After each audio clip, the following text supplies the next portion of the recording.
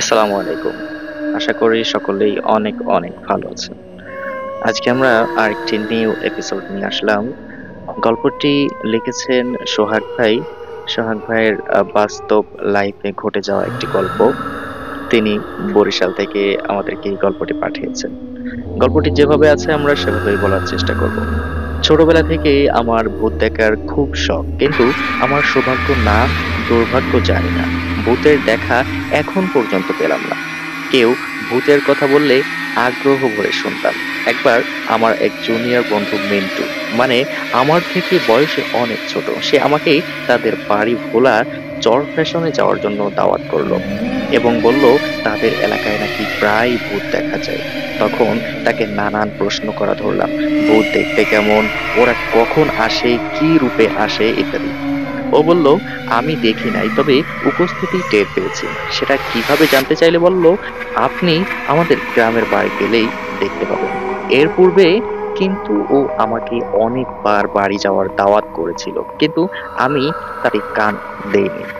আজ আমি ওর এক কথায় রাজি হয়ে গেলাম।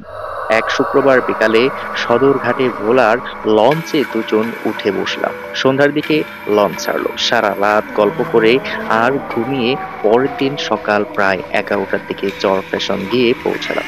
তখন লঞ্চ ঘাট থেকে গাড়ির কোনো ব্যবস্থা ছিল না। 3 মাইলের মতো হাঁটতে হবে।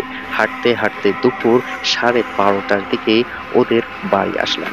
ওর বাবার চাকরি অবস্থায় সবাই ঢাকায় থাকতো। তখন ওদের ঢাকার বাসায় অনেক গিয়েছে, তাই ওদের ফ্যামিলির সবাই আমার পরিচিত। তারপরও গ্রামের বাড়ি যাওয়ায় আমাকে অনেক আপ্যায়ন করলো। গোসল সেরে দুপুরের খাবার খেতে বসলাম। অনেক আয়োজন। ওর মা বলল কিছুই তৈরি করতে পারেনি, ছেলেটা আমায় আগে খবর দেয়নি। মিন্টু বলল মা মিথ্যা মিথ্যা ভূত দেখানোর কথা বলে নিয়ে এসেছে। এবার বুঝতে পারলাম মিন্টুর প্রতারণা। এখানে বেড়ানো মানে সময় নষ্ট করা। তা যাই হোক, এসে যখন পড়েছি ঘুরে ঘুরে গ্রামটা দেখেই যাব। দুপুরের খাবার খেয়ে একটু বিশ্রাম নিলাম। বিকালে দুজন বের হলাম। এ বাড়ি ও বাড়ি হয়ে এক ছোট্ট গ্রাম্য বাজারে আসলাম। চায়ের দোকানে বসে ওর গ্রামের বন্ধুদের সাথে আলাপ পরিচয় হলো। সন্ধ্যার পরে বাড়ি ফেরার পালা। জ্যোৎস্না রাত। আমার তো আবার ভূত দেখার খুবই শখ, তাই সোজা পথে না গিয়ে অন্য একটা পথ আছে কিনা জানতে চাইলাম। নদীর পার হয়ে একটা পথ আছে জানালো, তবে সে পথটা অনেক ঘোরানো। আমি সে পথে যাওয়ার জন্য ওকে তাগাদা দিলাম। অগত্যা ও আমাকে নিয়ে সে পথেই হাঁটা দিল। একটু হাঁটার পর বিশাল নদী, মেঘনার মোহনা, কোনো কূল কিনারা দেখা যায় না। বালুচর, মাঝে মাঝে কাশবন। আকাশ মেঘ শূন্য, ভরা জ্যোৎস্না, ধুলোবালি শূন্য পরিবেশ, তাই পরিষ্কার সব দেখা যায়। নদীর ঢেউগুলো যেন চাঁদের আলোতে চিকচিক করে উঠছে। হাঁটতে হাঁটতে অনেক দূর চলে এলাম।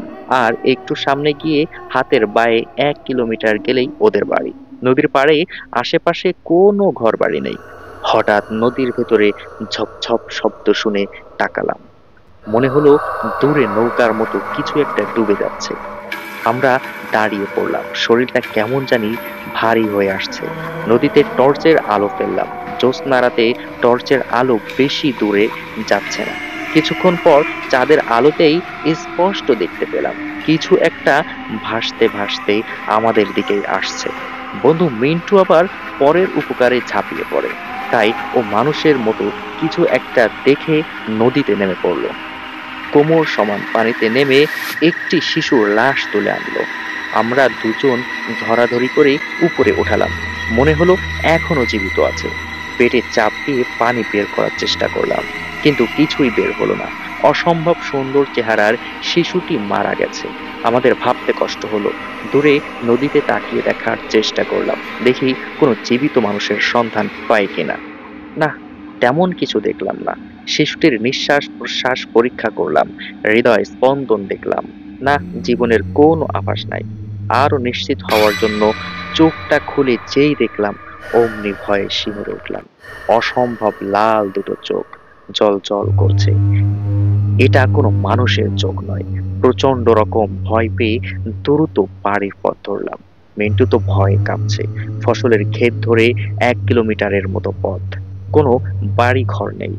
এতটুকু রাস্তা যেন শেষই হচ্ছে না। মনে হচ্ছে এই পূর্ণিমার রাতেও যেন আমাবস্যার অন্ধকার।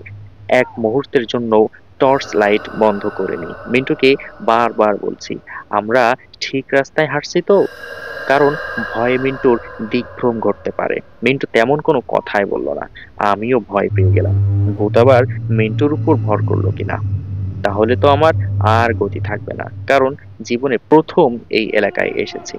যা হোক, আমরা ঠিকই বাড়িতে পৌঁছালাম। মিন্টু ওর মায়ের কাছে কিছু বলতে নিষেধ করলো। তাহলে তারা নাকি ফকির ওঝা ডেকে হুলস্থুল কাণ্ড বেঁধে ফেলবে। আমাদের দেরি দেখে ওর মা অনেক চিন্তিত ছিল। এই রাতে দুজনেই ভালো করে সাবান দিয়ে গোসল করলাম। মিন্টুর ছোট বোন হাসাহাসি করলো, রাতে কেন গোসল করলি? বলা বারণ, তাই আমিও কিছু বললাম না।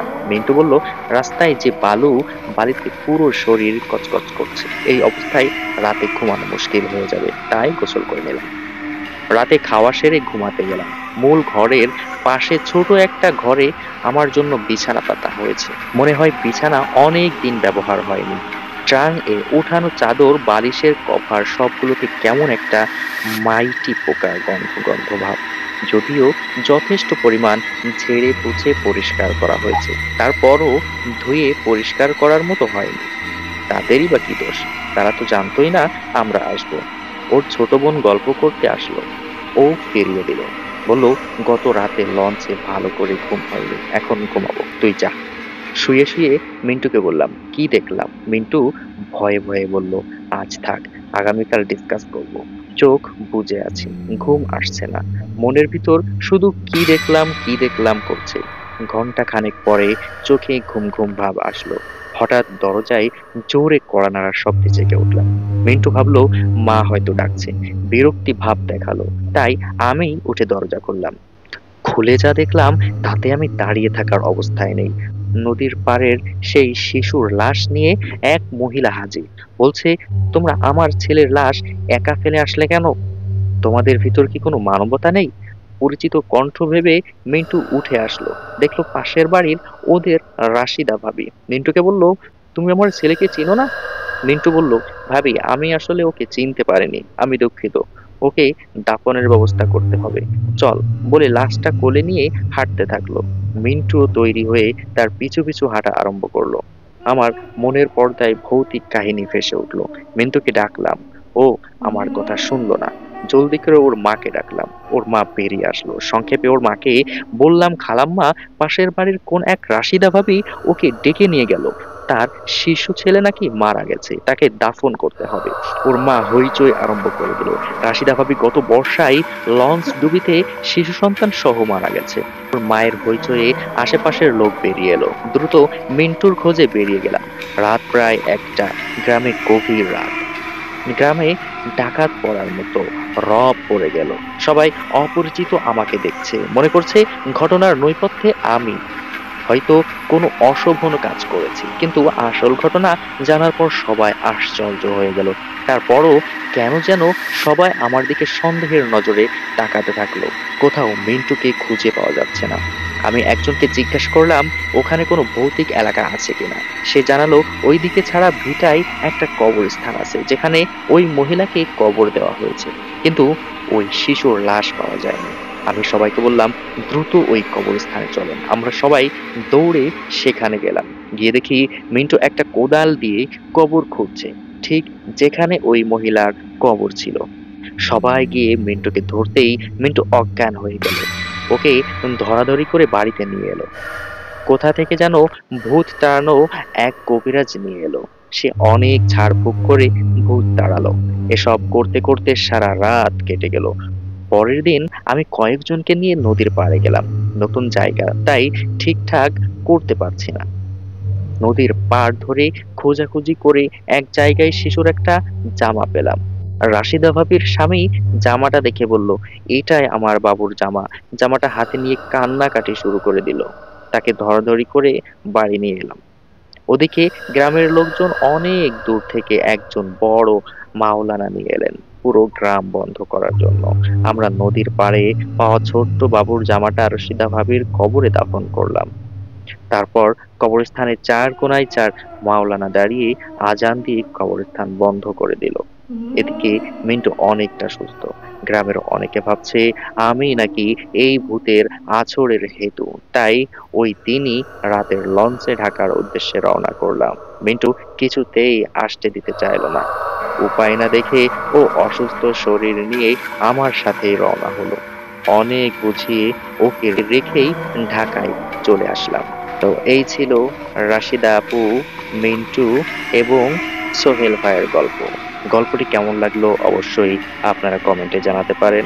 আর আপনাদের সাথে যদি এইরকম কোনো ভৌতিক কাহিনী ঘটে থাকে তাহলে আমাদের কমেন্ট বক্সে আমাদের হোয়াটসঅ্যাপ নাম্বারে আপনাদের গল্পটি শেয়ার করতে পারেন। আপনাদের গল্পটি আমাদের চ্যানেলে শোনানো হবে।